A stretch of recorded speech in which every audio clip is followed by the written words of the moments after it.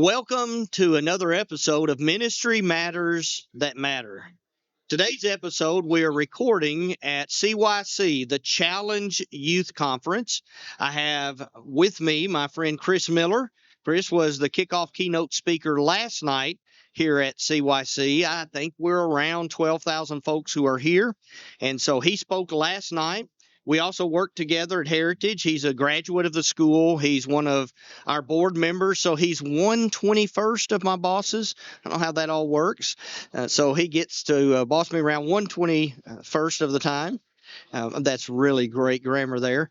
But he also preaches at Hatton. So, Chris, he has so many experiences and background areas of expertise that I've just been wanting to get him on. So, first of all, just tell us a little more about the family, about Scott. Just tell us how everything's going. Well, everything's going great, and I appreciate you, Kirk. Everything you do, love you. And that's a your two-way street. friendship and getting to work with you in the kingdom. And my family's doing great. Sky is here with me, which I love. I love that she can be here with me. She doesn't get to travel with me every time that I have to travel, but she's here and she's doing it exceptional. Kyler and Abigail are here. Kyler's my son. I saw you Kyler. know. I don't Yeah. know if I've seen that Kyler's, yet. he actually had to leave this morning. He had a dirt bike race, so he headed down to Gotcha. Central Alabama, and his soon-to-be wife, Briley, she was here. You got to meet her. She's from the Leoma Church of Christ, and we are excited for them. But everyone is doing fantastic. Of course, and then Abigail, our little firecracker. Yes. She's here, and she's really enjoying just hanging out with the youth group and enjoying everything about Challenge Youth Conference. Well, that reminds me, I need to make sure. I don't think I've sent you all the footage from the motocross I went to. And so I need to make sure you get that. Was fun. Yeah. I'll go back again and do that. So is Abigail doing anything with the bees with you? So every once in a while, I guess I'm the main You're bee. the main one. Okay, yeah. You know how that goes. Yes. Sometimes you buy a puppy and it's for the kids, and you end up with the puppy. responsibilities of the puppy. But yeah, with the bees, they're doing fantastic. How many colonies you've got right now? Right now we have 4. Hopefully we'll get to do some splits and do some trading maybe in the spring. That's awesome. Send some your way, hopefully. That'd be awesome. So, this is just a side note. You remember today we got the hiveless colony out of that tree that was just the comb only. Found one in my backyard. Now the bees were gone. Well, actually, I think what happened is probably the cold got them. Mm-hmm.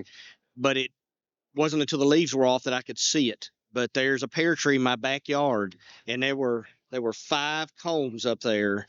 And I wish I'd seen it when it was warm and could have gotten them in the hive. So I've seen it twice in my life. I think they're common in Colorado, but I never thought I would ever see one around our area. All right, so let's talk about ministry. You preach the gospel, okay? And so you've been at Hatton. Okay, where did you go when you finished at? Okay, were you IBC or Heritage? I was Heritage. Okay, so I was actually UNA before that. Okay, so I graduated from UNA in 2001 with my business degree. And I was actually with Edward Jones Financial Institution when I graduated from UNA and did some investment representation. But I really wanted to preach. Yeah. And that seed had been in my mind from one of the first mission trips that I'd ever been on in a youth group. And that's a whole nother discussion. Yeah. But the power of short-term mission trips, that really initiated my desire to go into ministry. So I ended up, though, at UNA, got my business degree. And at that time at Heritage, there was a program called the ACE program. And if you had a degree already, you could do an accelerated degree in ministry. I think it was 33 or 36 hours, something like that. So Jim Collins came. We talked with Jim, and Danny Pettis at UNA Christian Student Center had kind of led me that direction to talk to Jim. And so I sat down with him and ended up enrolling at Heritage Christian and graduated there in 2004. So right out of Heritage, I was actually already at Hatton.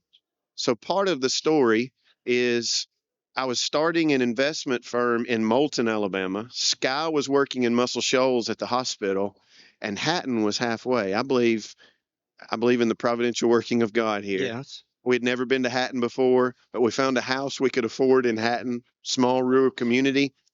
Ended up just loving the church, loving the people there, and started worshiping there. About just a few months in is when I actually changed my direction and went into ministry, and Hatton began to support me at Heritage. And so I was working part-time, driving to Huntsville, and then 2 or 3 days a week I was going to Heritage. During that same time period, as things advanced, in 2004, they had never had a supported youth minister, and they offered a part-time position to me. So that's where I kind of started getting to work under an eldership at Hatton. Mm-hmm. So right within going to Heritage, I was working with Hatton. And then in 2006, our preacher at that time resigned, was actually going to go into, I guess, a form of retirement, although he didn't retire from preaching, but from located work. Mm-hmm. And so they started taking applications. Well, there was another congregation that I was already talking to that was thinking about hiring a full-time youth minister, which I was like, I want to be in full-time ministry. I approached my elders and I said, I didn't tell them about that, but I said, hey, I'd like to put my name in the hat, maybe potentially to preach here. They interviewed us, and they were very, very gracious to take a risk on a young guy. Yeah. And it was insightful, visionary, and I think it's something that I hope more and more congregations do, in giving young preachers the opportunity. And my elders took me under their wing and have had my back. They've supported me for over 20 years. I've been there. So as far as located work, it's the only located work I've had to this point. All right, I want to leapfrog off of several things there. One is just a lot of our students at Heritage are career change students. They may have an undergrad degree, or one of their degrees is in some other field. And so that's just a very common thing. Mm-hmm. And also, as I think about, one of the things we're finding in the church is it's increasingly difficult to find folks who are willing to become Bible majors, if you will, go into full-time ministry. So bivocational ministry is a very common thing. And one of the things we're finding, so I do want to ask you some bivocational questions in a moment, but as I think about that idea, basically, they brought you up from within the congregation and helped you to learn and grow and worked with you.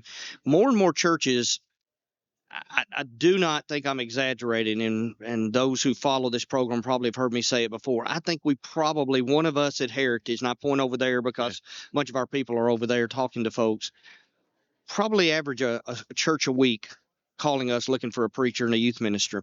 And so a lot of times I tell these churches, especially if they're smaller churches, we'll do everything we can, but even though we have record numbers of students, there's not enough.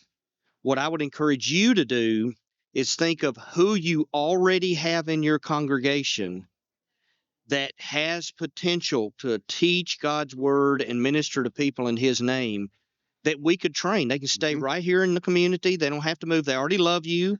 Because one of the problems, I was talking to church recently, is, they hired a preacher and he moved to go back home. Their youth minister, he left because he got a job offer back where he or his wife was from. I said, so if you get somebody within the congregation, they already love you, they're local, they don't want to go anywhere. And so I'm trying to encourage people to follow the path Hatton has more, of thinking of who do you already have that you can train instead of necessarily going and hiring a gun from the outside. So speak to that however you want. And also, you do bivocational ministry. You were doing it when you came in. You also have the pool work business that you do now, and I think maybe some landscape. I don't know. You can talk about all that goes along with that. And what are some tips for the many folks who might join us in this program who are doing bivocational ministry? Well, and to your first point, I think that I can think of a number of ministers. One of the ones that come to my mind is Joshua Pappas. He's at the Laverne Church. He and his cousins grew up at that congregation. He's now the preacher for the Laverne Church of Christ. And so I think it can be very, very effective. For one, you already know the dynamics of the personalities that are in that congregation. And I think that that's huge for all of us ministers. they need to be able to relate to us, and we need to be able to relate to them. And might build on that maybe here if you'll remind me here in just a little bit. But so I really do think that that's highly effective. I really didn't start out as bivocational. I was hired full time, so I have so many hours in my contract that I'm to get with the Hatton Church. I was already in construction prior to um, going to UNA. So I'd been around building houses and building pools and such. And so I learned some trades, which I think are extremely valuable for any of us, just to know, to be able to do maybe some other things, I guess you would say, even if it's a hobby or whatever, but work wise too.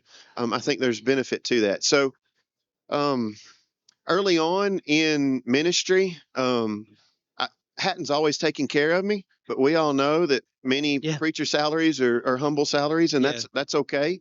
And we, I guess, after a few years there, I started looking for ways maybe to pick up a little bit here and there just to earn a little vacation money and such. And so I kind of leaned back on some of my experience in the swimming pool industry and started doing that kind of. I'd work through the week at Hatton, and then I would work in the afternoons, not extensively, maybe work 10 hours a week or something extra and make a little side money. And eventually that just continued to grow and grow. I didn't anticipate that. And in 2017, I said, if I'm going to be doing some extra work in addition to swimming, preaching, I'm going to get my contractor's license. And that's when it just exploded. And we had COVID and the industry exploded. And so it put more time management responsibilities on my shoulders. And so there were some sacrifices that I made in order to do what we do.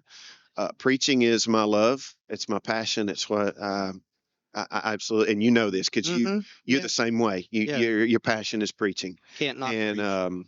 Love it. And so ministry is, as far as what I do, that's really the number one thing. And the bivocational side has just provided maybe a few more opportunities for my family along the way. It's not necessary, but it has been I count it a blessing. Have you found some things helpful? You talked about time management and balancing those two things, and of course, I know family has helped. And I'm how many years into this? So as far as trying to balance that time to man, I willingly gave up some of my hobbies, and of course, some of that just comes with being a parent. Whatever my children are involved in, that's what I'm going to be involved in. And so, when dirt bikes came along, I was all in. When tennis came along for Abigail, I'm all in. I have no idea a lot of that, but I used to hunt a lot. I'm talking about I spent a lot of time in the woods, and I enjoyed it, but priorities change.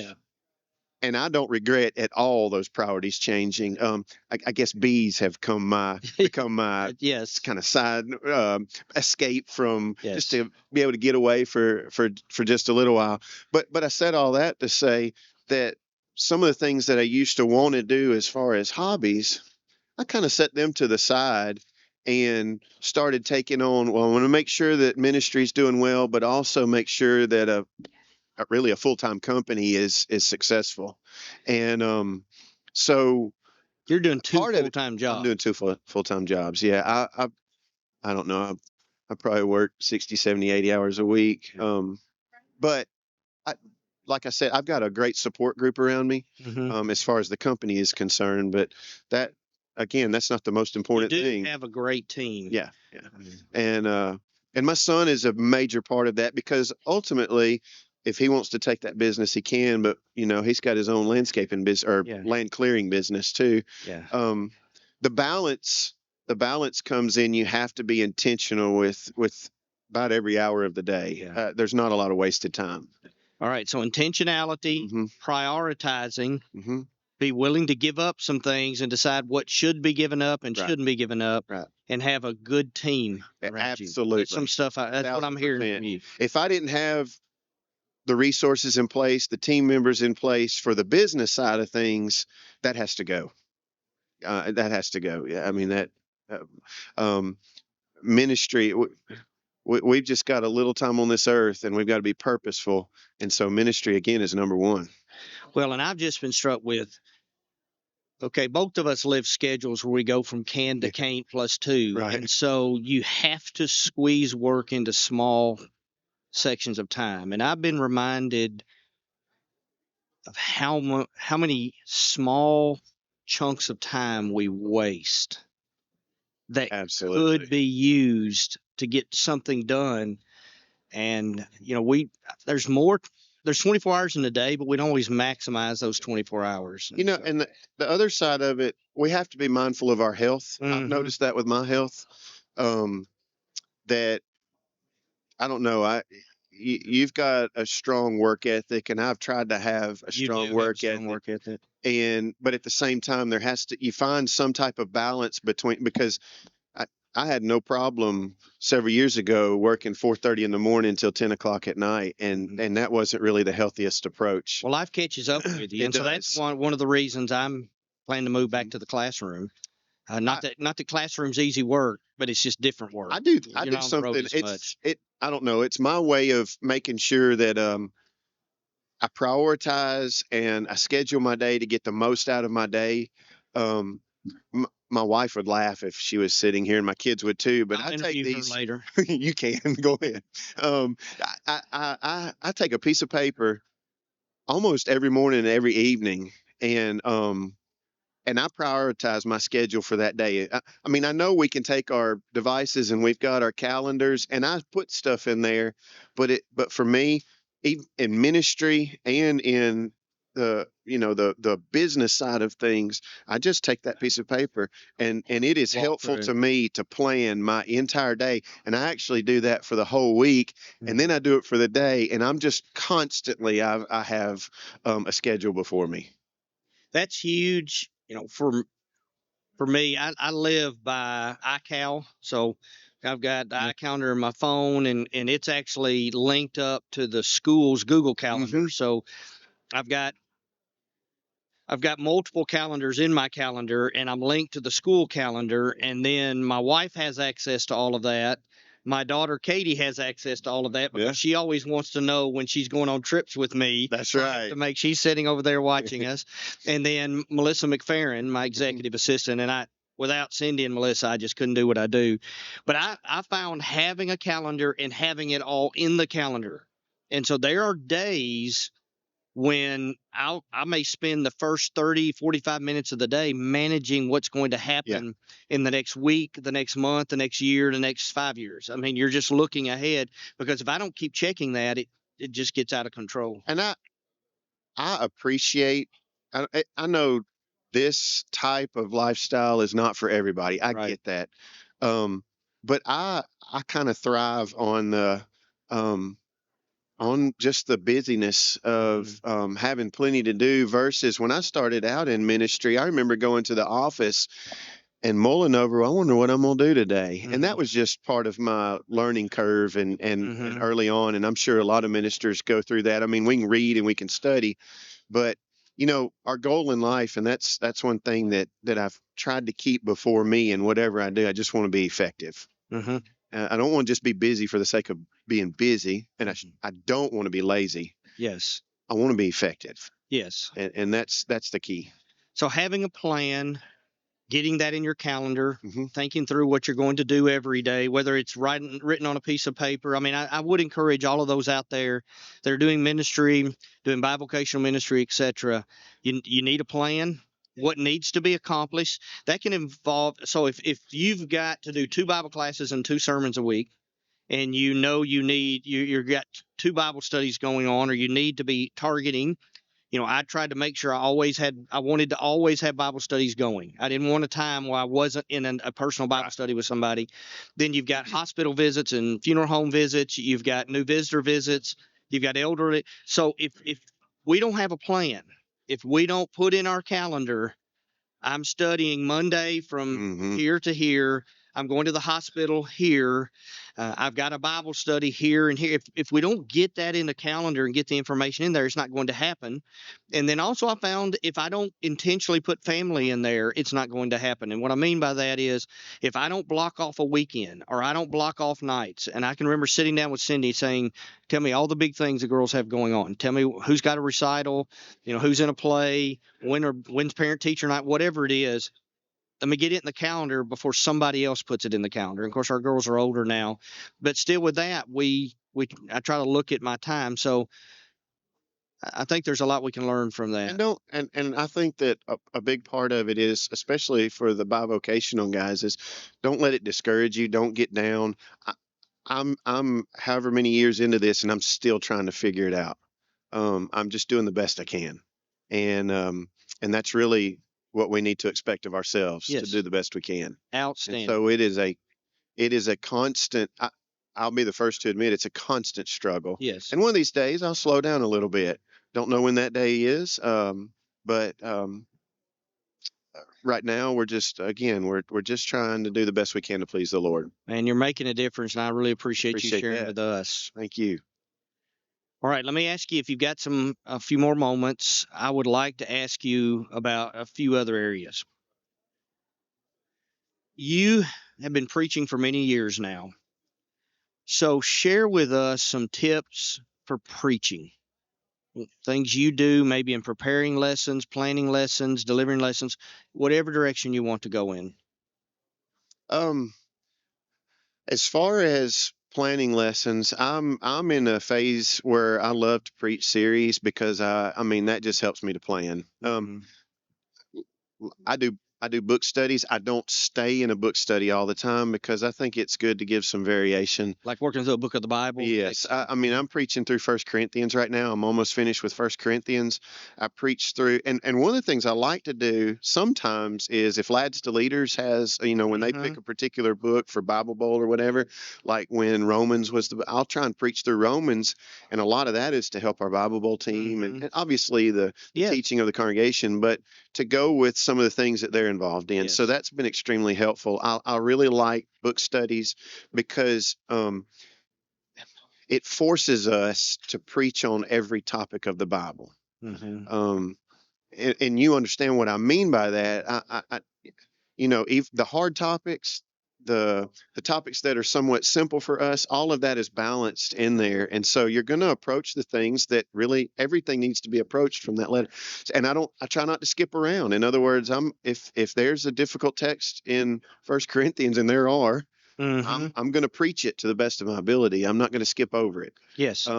So with that said, I do try, and at least once or twice a year, I'll do a book study, and that helps me with planning my lessons. Now, that's on typically a Sunday morning.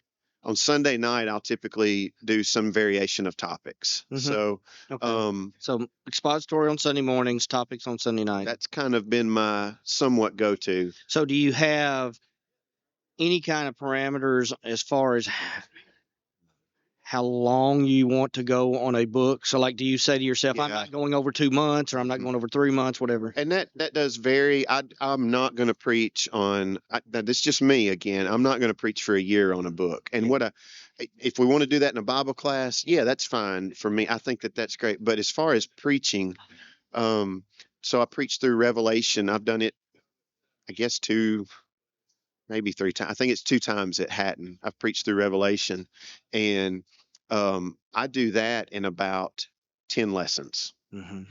I try not to get bogged down. So obviously that's a book, a unique book that you have to figure out what's the best approach, not to lose people's minds, not to let them go, okay, I'm disconnected and I don't get it, so I'm just going to move on, but keep their interest. So I did that one in like 10 lessons, whereas 1 Corinthians, I think we're probably going to be 3 to 4 months. Okay.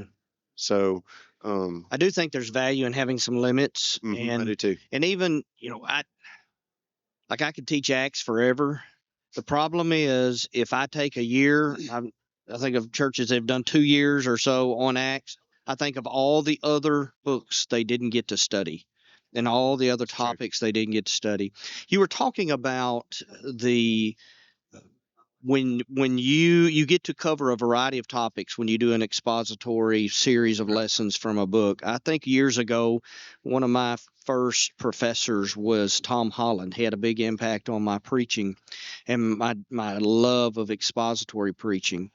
And I can remember him talking about one of the benefits or values of preaching expository sermons through a book is that you cover a variety of topics and no one feels targeted, because often we're in conversations during the week with folks, and if the Sunday morning sermon is about being a better father and you had a discussion with somebody on Tuesday, wait, did you do this sermon because we talked Tuesday? But if I'm preaching through Ephesians and I just happen to be next Sunday or the Sunday after getting to Ephesians chapter 6, 1 through 4, he doesn't think that because he knew my series. Right. He knew that's where we were headed. And so I've never forgotten that. I think that that's valuable, especially to young preachers, all preachers. I try and remind myself of this, but I don't think I've ever preached a lesson because I know of a situation necessarily, and I want to target that in this lesson, unless it's something my elders or that member has come to me and said, "Hey, could you cover this?" I try not to make somebody out there a whipping post or whatever for some agenda, obviously, that I have. So I try and. So do you talk through with your elders much about what's coming? Do you have a how far ahead I want to plan concept in your mind? Not necessarily with them. I mean, after this time period, we've got a lot of trust between each other. Mm-hmm. So they know. Now there are times when they go, "Hey, Chris, we're aware of XYZ or something going on in the brotherhood. Could you bring, or we're fixing to appoint deacons or elders or whatever. Could you preach on the?" And absolutely, I'll do it. That's no problem. I've got an amazing eldership at Hatton, and they're fantastic. Yeah. And I wish that every minister could experience that, because it does help my preaching. It helps my confidence. Helps my effectiveness. That's not to say that everything has always been just. I mean, there's times that they come to me and they go, "Hey, I think you need to do this, and you'll be more effective." And that's what I want to hear. Mm-hmm. Because I know they love me, and so I've heard some of that through the years, and that's great stuff. But as far as preaching, I like the I also like the flexibility too. So there are times in the middle of a series something may come up that needs to be preached on. It may be something, and this kind of comes from Tom Holland too, but there may be something in culture or. Mm-hmm. Tornado hits Hatton, Alabama. Mm-hmm. I'm not preaching on 1 Corinthians that Sunday morning. I'm going to preach on healing and being there for one another, et cetera, dealing through that crisis. So I often talk to my homiletic students about having an adaptable plan. There you go. So there you go. I'll tell you something else. Write in pencil, don't write in ink.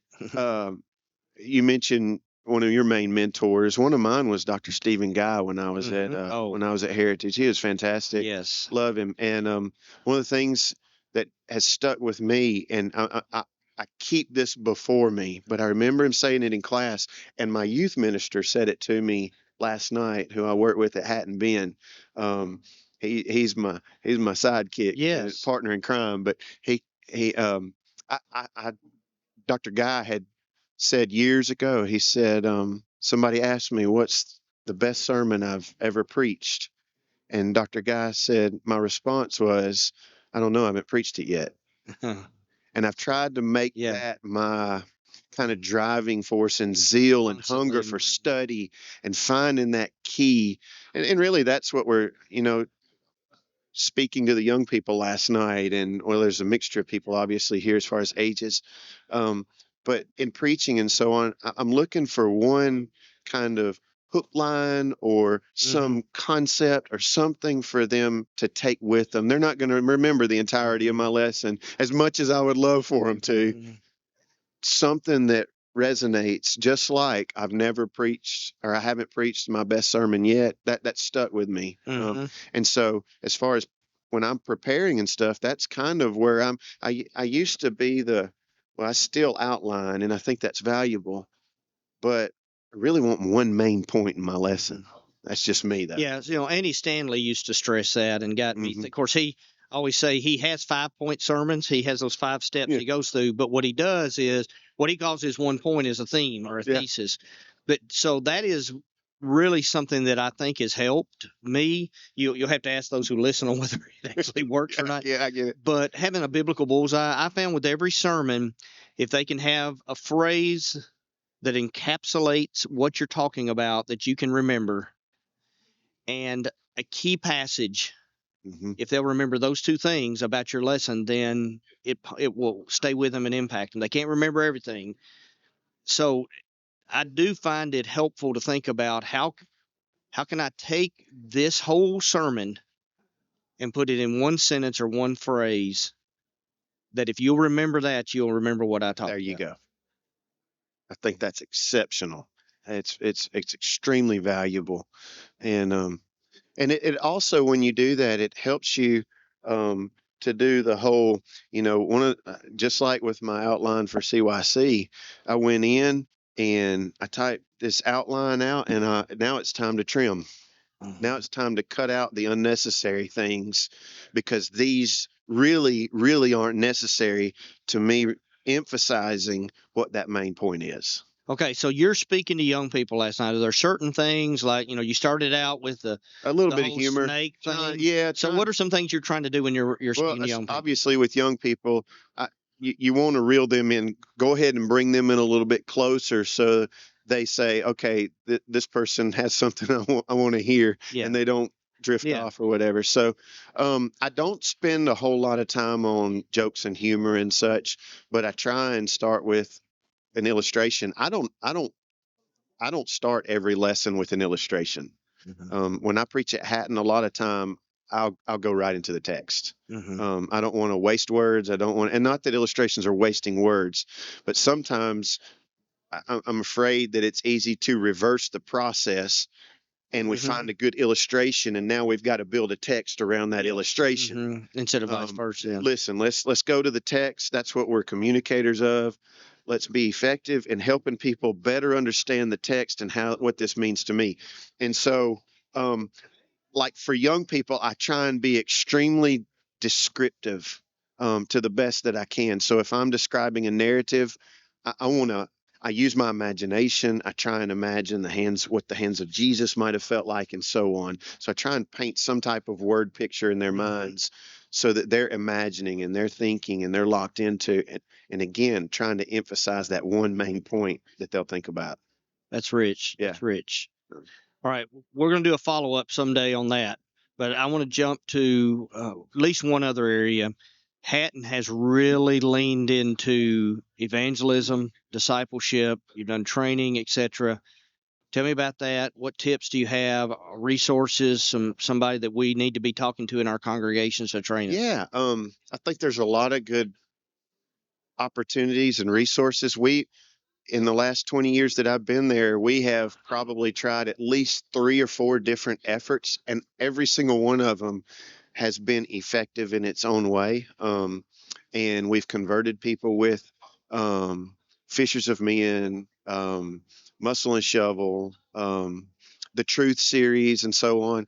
All of these have been highly effective, and so that's been good. But here recently, we went through the House to House School of Evangelism with Rob Whitaker. It was actually about 2 years ago, and it helped us to continue doing what we've known we're supposed to do, but actually take it a notch up to where it really did change the culture of the congregation, to where everything we do points to evangelism. And so having that culture established within the congregation has been huge. I've seen, and when you see, like, for instance, I got a call, I think it was Tuesday or Wednesday morning, from one of our members who had studied with a coworker on his night shift, because this isn't just a preacher responsibility. We know that. We preachers are trying, let's get a team, and really it's my eldership that leads, that is steamrolling and taking the lead of this effort. And I think that that's extremely valuable too. Those elders will study with people, they've converted people in the community and so on. But this young man, he studied with this guy at work, and I got a call at 6 o'clock. He said, "Hey, I need in the building. I want to baptize a friend of mine," and those are one story after another, and so it's it's helped every member to be thinking about, hey, I may have an opportunity with this person, and so that's been extremely helpful. We didn't have a new converts class before. We had fundamentals classes, but now we have a new converts class that is going extremely well. And again, it's just changed the culture of the congregation for the better. Instead of saying we need to be about the Great Commission, it's actually we're seeing it at work, and that's fun. When you go there, there's just an atmosphere in the building. If you're a visitor, that you just feel welcome. That's my family's experience. I remember Caleb Sampson, who directs all these episodes, talked about going there with his family in the youth group, coming to his kids and inviting them to class, that they viewed themselves as ambassadors.